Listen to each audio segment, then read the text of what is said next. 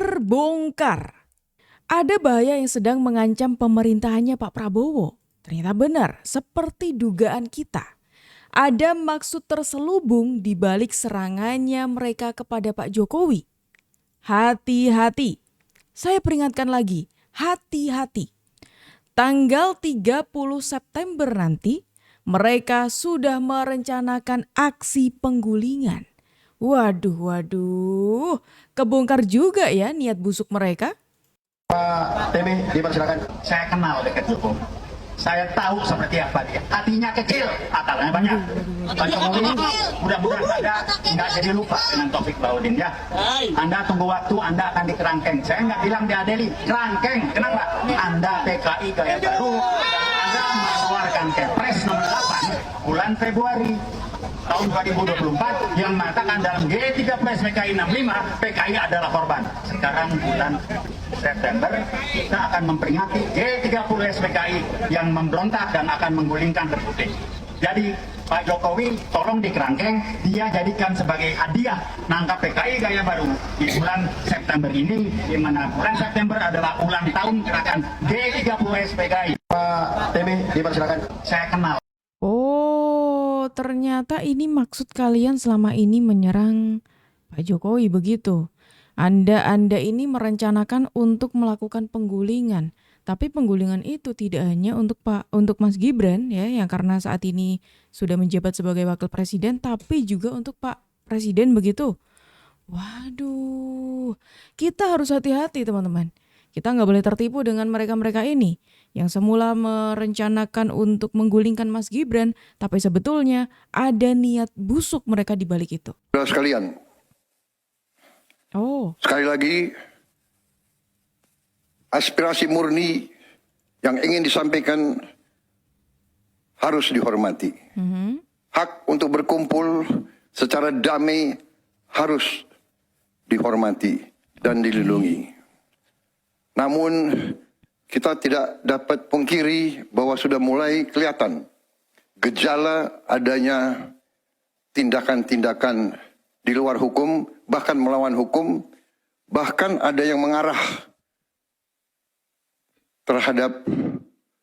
kepada makar dan terorisme. Kepada pihak kepolisian dan TNI, saya perintahkan untuk mengambil tindakan yang setegas-tegasnya terhadap segala macam bentuk pengerusakan fasilitas umum, penjarahan terhadap rumah individu ataupun tempat-tempat umum atau sentra-sentra ekonomi, sesuai dengan hukum yang berlaku. Wah. Ternyata teman-teman, Pak Prabowo itu juga sudah mencium adanya bau-bau makar dan juga yang kita sudah duga-duga tadi. Karena tadi kan kita sudah sebut ya kalau mereka ini akan merencanakan sesuatu yang besar di tanggal 30 September. Mereka berdalih, oh ini ada peristiwa ini.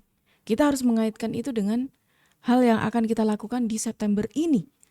Kita harus hati-hati, Pak Presiden sudah mencium bau-bau makar itu. Selain itu saya juga penasaran, apa sih yang membuat Pak Prabowo ini dijadikan sebagai sasaran untuk disingkirkan? Bravo Pak Prabowo. Prabowo versus Mafia Migas, duel maut di balik rencana licik, ada aroma panas di udara. Kabarnya, Mafia Migas mulai ketar-ketir, gara-gara Prabowo berencana membongkar skandal besar yang selama ini jadi momok di negeri ini. Konon, kalau Prabowo nekat menguliti permainan kotor mereka sampai ke akar, nasib kursi kepresidenannya bisa terancam. Apa yang bikin mereka panik sekarang? Simple. Prabowo bukan tipe pemimpin yang bisa disetir. Rekam jejaknya menunjukkan ketegasan tanpa embel-embel kepentingan bisnis di sektor ini. Kali ini, niatnya membersihkan Indonesia dari cengkeraman mafia migas bukan sekadar janji politik kosong. Namun, mafia migas tentu tak akan tinggal diam. Mereka tak mungkin belak-belakan muncul dan berkata, kami menolak pemberantasan korupsi, itu konyol. Sebaliknya, mereka beraksi di balik layar, menebar isu miring, menggulirkan propaganda, hingga merancang skenario untuk melemahkan Prabowo secara perlahan. Mereka menggiring opini bahwa seorang presiden bisa dijatuhkan jika berani mengusik kepentingan bisnis mereka. Jangan lupa, Prabowo bukan pemain baru di dunia politik. Dia sudah lama mengasah strateginya di papan catur kekuasaan. Dan yang paling penting, dia punya dukungan rakyat. Jika rakyat menyadari bahwa ini bukan sekadar persaingan politik, melainkan pertarungan antara kejujuran melawan keserakahan, antara keadilan melawan korupsi, maka dukungan kepada Prabowo akan semakin menguat. Justru sekarang yang seharusnya mulai panik adalah para mafia migas. Jika rakyat bersatu, mereka tak akan bisa lagi bersembunyi di balik kekayaan mereka. Dulu, mereka bisa membeli pejabat, mengendalikan media, bahkan menekan aparat. Tapi zaman telah berubah. Dahulu mereka bisa menguasai informasi dan membungkam siapapun yang berani menentang. Namun sekarang, dunia sudah transparan, media sosial berkembang pesat, investigasi bermunculan, dan rakyat semakin sadar akan permainan di balik layar. Begitu kebenaran terungkap, rakyat pasti bergerak. Rakyat punya harga diri dan kehormatan. Mafia migas memang kuat, tapi Prabowo juga bukan lawan sembarangan. Mafia manapun saya tidak takut. KPK, Kejaksaan Agung, Polri, semua bisa menjadi senjata jika dipimpin oleh orang-orang berintegritas. Dan yang paling krusial, libatkan rakyat. Jika rakyat melihat keseriusan Prabowo dalam melawan mafia, mereka pasti akan berdiri tegak di sisinya. Namun, jangan salah, mafia migas bukan lawan biasa. Mereka punya pengaruh besar dan tidak akan tinggal diam jika bisnis haramnya terancam. Di DPR, mereka punya sekutu. Bisa saja mereka menghalangi kebijakan yang merugikan bisnis gelap mereka. Bahkan, dengan kekayaan triliunan rupiah, mereka bisa membiayai gerakan oposisi, mendanai demonstrasi besar-besaran, dan memanfaatkan isu sosial untuk menggoyang pemerintahan. Mereka punya kaki tangan di dalam institusi penting seperti KPK, Kejaksaan, dan Kepolisian. Artinya, Prabowo membutuhkan tim aparat yang benar-benar bersih dan tidak bisa disuap. Transparansi harus menjadi senjata utama. Jika data migas dibuka ke publik, rakyat akan melihat sendiri siapa saja yang selama ini bermain curang. Jadi, Wah, ternyata teman-teman, alasan yang menjadi penyebab kenapa Pak Prabowo ini pada akhirnya ditarget atau bisa dikatakan jadi target utama mereka untuk dilengsarkan adalah karena kebijakannya Pak Prabowo yang luar biasa. Dia memberantas para mafia-mafia dan ini kan juga sudah terlihat dari awal kepemimpinannya Pak Prabowo. Itu ternyata yang menjadi penyebab Pak Prabowo ini pada akhirnya ditarget sebagai orang yang patut untuk disingkirkan. Kita masuk BRICS, terus kemarin ada kejadian diplomat tertembak gitu ya. Terus Menlu kita jadi target gitu. Itu teori konspirasi atau memang ancaman nyata gitu? Iya, jadi gini, teori konspirasi kalau di Amerika itu umurnya hanya sampai dokumen aslinya kebuka. Jadi kita bilang ini konspirasi gitu kan. Banyak teori-teori, misal kayak pembunuhan John F. Kennedy, misal kayak gitu. Nah, tapi beberapa tahun kemudian tuh terbuka. Sekarang Trump menerapkan itu kalau nggak salah 30 tahun harus dibuka dokumen itu. Dulu juga bilang bahwa CIA membackup penggulingan Presiden Soekarno oleh Presiden Soeharto. Dibilang konspirasi dulu. Sekarang udah kebuka filesnya, kita buka websitenya CIA, kita cari files itu ada gitu. Ketika ada di Peru itu, diplomat kita itu, saya nilainya gampang aja kayak gini. Misal kayak saya sendiri tuh 9 bulan dan berkali-kali balik ke Filipina Selatan. Itu wilayah yang benar-benar konflik. Kalau diplomat, mereka kan ditaruh ya either di ibu kota atau di kota-kota besar gitu kan. 9 bulan aku di Filipina Selatan, jariku masih utuh, nggak ada yang hilang satupun gitu kan. Almarhum ditaruh di di Peru. Memang negaranya safe haven untuk gangster ya, dan banyak kriminal juga. Tapi dalam waktu 5 bulan tuh dosa apa yang dia perbuat sampai orang mau melakukan pembunuhan itu, dan nggak 1-2 orang lagi, 5 orang. 5 orang dan terencana lagi. Dan waktu 5 bulan tuh aku nggak habis pikir ngapain gitu. Paling 3 bulan dia penyesuaian, itu juga paling bolak-balik kantor apartemen. 2 bulan kemudian baru mulai berani ke supermarket atau apa gitu loh. Tapi kalau misalnya dalam waktu 5 bulan, dosa apa yang dia lakukan gitu? Kecuali teorinya, anggaplah ini konspirasi dulu, adalah mengganggu atau menyatakan kalau misalnya kita akan diganggu gitu aja sih. Menyatakan kita akan diganggu. Iya, maksudnya? Jadi ini salah satu bentuk apa yang bisa kita lakukan gitu. Dan operasi-operasi intelijen kayak begini itu tuh udah banyak banget dijelasin sama CIA, sama Mossad. Mossad paling sering melakukan di luar negeri. Oke, berarti ada hubungannya sama BRICS ya? Bisa jadi gitu? Mungkin tidak secara langsung, tetapi ini kan semacam kayak warning gitu loh. Lagi-lagi teman-teman, lagi-lagi hal ini menunjukkan ternyata yang mentarget Pak Prabowo itu tidak hanya yang ada di sini saja, tapi ada dugaan nih bahwa ini ada keterkaitannya dengan pihak asing. Dan lagi-lagi ini berkaitan juga dengan kebijakannya Pak Prabowo yang sangat-sangat tegas dan sangat luar biasa memberantas orang-orang atau oknum yang pantas untuk diberantas. Segera makzulkan Gibran karena ini nih. berbahaya bagi NKRI. Bahwa Indonesia akan menghadapi kenyataan yang tidak mudah diterima akal sehat. Seorang wakil presiden terpilih bernama Gibran Rakabuming Raka tidak punya pengalaman panjang dalam diplomasi, tidak teruji dalam krisis, dan belum memperlihatkan kedalaman berpikir kenegaraan yang matang, duduk di pelataran kekuasaan tertinggi. Bahwa Gibran adalah anomali yang tidak datang dari luar sistem, tapi tumbuh dari pembusukan di dalam sistem itu sendiri. Ia adalah simbol puncak dari distorsi demokrasi Indonesia. Seorang anak presiden yang melompati konstitusi dibantu oleh putusan kilat Mahkamah Konstitusi yang dipimpin oleh pamannya sendiri. Wah, ini teman-teman, kita nggak boleh tertipu dengan narasi-narasi mereka. Mereka ini membangun seolah mereka ada di pihaknya Pak Prabowo. Mereka ini ingin memakzulkan Mas Gibran saja. Jangan pernah tertipu. Sasaran utama mereka adalah Pak Prabowo Subianto. Mereka ini hanya pandai menarasikan saja. Menarasikan kalau seolah mereka ini ada di pihaknya Pak Prabowo, aslinya enggak. Justru Pak Prabowo ini dijadikan mereka sasaran utamanya. Menggulingkan Mas Gibran dulu, baru habis itu menyerang Pak Prabowo Subianto. Itu sasaran mereka. Hasilnya apa? Sopan santun hancur. Demokrasi hancur. KPK hancur. Hutang menggunung. Itulah hasil si sopan santun Joko Widodo. 10 tahun negara ini dipimpin oleh orang yang sopan santun. Mulut apa? Sopan santun. Adab etika. Tetapi malah hancur negara ini. Yang ada sisanya adalah kemunafikan. Sopan-sopan di depan publik, di depan TV, kamera. Sopan-sopan, begitu ada uang, proyek ya kan, setan dia langsung jadi. Setan yang apa? Berjiwa sopan santun. Hasilnya Indonesia ini apa? Semua pengangguran, jutaan sarjana pengangguran. Lebih baik kita masih langsungkan sama orang itu. Wah, kita jaga cara. Kayak kurang apa sopan ngomongannya si Rismon ini, nggak enak diajak daungan ini. Ya, gitu. Lebih baik begitu daripada yang sopanan lah si Rismon ini ya. Santun kali mulutnya dia. Tetapi nyolong, pengkhianat, traitor, penjilat.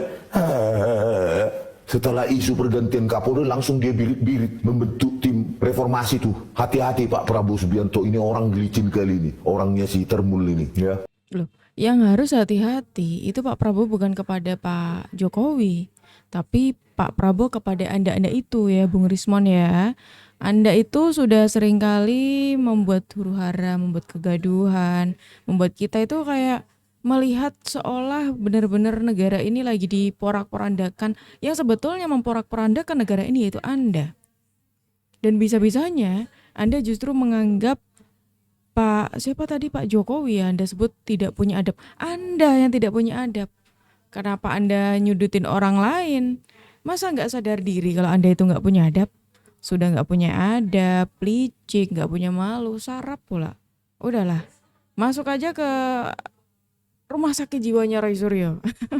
Presiden Republik Indonesia yang digadang-gadang sebagai macan Asia ternyata hanya macan ompong yang memelihara kucing. Waduh, ini ada lagi nih. Segala kebijakan-kebijakan yang dikeluarkan oleh pemerintah kita sekarang ini ternyata tidak berpihak kepada rakyat dan hanya omon-omon. Negara kita negara yang sumber daya alamnya itu sangat luar biasa banyaknya.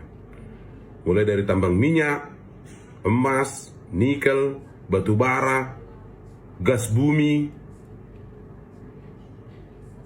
dan lain sebagainya, termasuk hasil hutan. Itu kemana hasilnya semua? Dan juga uang-uang hasil sitaan daripada koruptor yang nilainya sampai triliunan, bahkan ribu triliun yang disita dari koruptor. Itu di mana semua? Sementara kita rakyat ini dijejali dengan segala tagihan-tagihan pajak. Semua dikenai pajak. Apa negara ini harus hidup dari pajak yang rakyat berikan? Ini tidak adil. Dalam pemerintahan Prabowo sekarang, ternyata kita tidak menemukan apa artinya seorang pemimpin negara yang bijaksana. Ternyata hanya pemimpin yang bodoh, yang menjual data dari rakyat Indonesia ke luar negeri, yang akibatnya nanti sangat rentan terhadap manusia-manusia tidak bertanggung jawab terhadap akun-akun rakyat Indonesia, apalagi yang berhubungan dengan masalah keuangan atau bank. Bisa ditutup orang bank rekening kita. Bisa dicuri orang uang kita. Itulah yang paling negatifnya untuk rakyat kecil. Janganlah dulu tentang masalah-masalah yang lain. Kenapa saya bilang negara kita ini sekarang tidak adil? Sementara sumber daya kita banyak, sumber daya alam kita banyak, hasil tambang kita banyak. Itu uangnya kemana semua? Seharusnya itu sudah bisa menghidupi rakyat Indonesia. Tapi kita harus dibebani lagi dengan pembayaran pajak. Pajak inilah, pajak itulah, pajak inilah. Sementara kehidupan masyarakat sekarang semakin susah.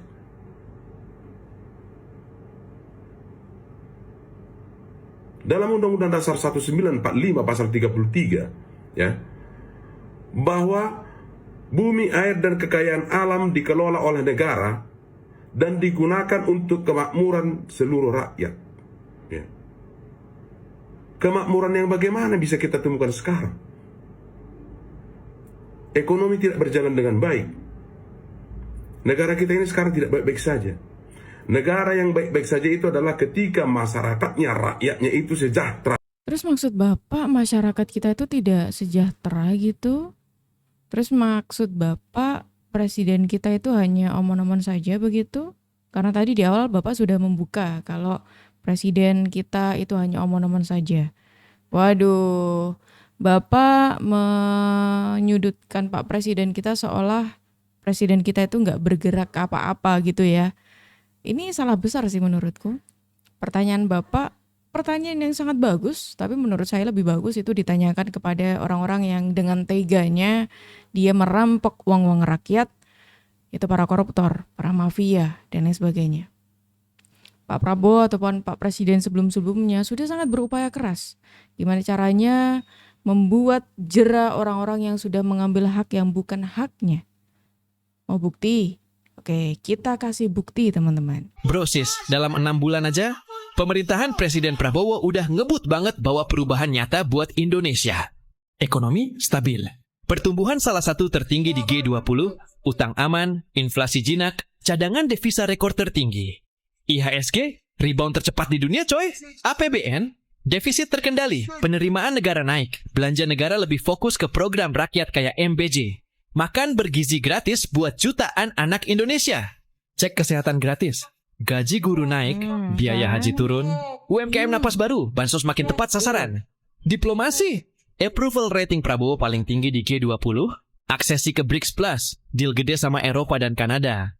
Selamatkan ratusan WNI di luar negeri. Pemberantasan korupsi. Skandal raksasa diungkap. Ratusan triliun kerugian negara disikat. Semua ini baru pemanasan guys. Menuju Indonesia Emas 2045. Gas terus. Brosis. Tuh, sudah banyak buktinya. Jadi, apakah setelah melihat tadi Bapak masih mengatakan kalau presiden kita omong-omong saja? Kalau masih mau mengatakan hal itu, saya rasa Bapak perlu melihat bagaimana prestasinya Pak Prabowo meskipun masih baru menjabat ya. Perlu sekali untuk Bapak lihat tiap hari kalau perlu. Biar Bapak juga sadar. Tidak hanya mengkritik doang, tapi kita harus melihat juga apa yang sudah dilakukan oleh pemerintah. Ya, kalau mengkritik doang, banyak orang yang bisa gitu ya. Kira-kira gimana pendapat kalian teman-teman? Silakan tulis pendapat kalian di kolom komentar dan terima kasih karena kalian sudah menemani aku dari awal sampai akhir. Aku Jubu pamit undur diri, sampai jumpa.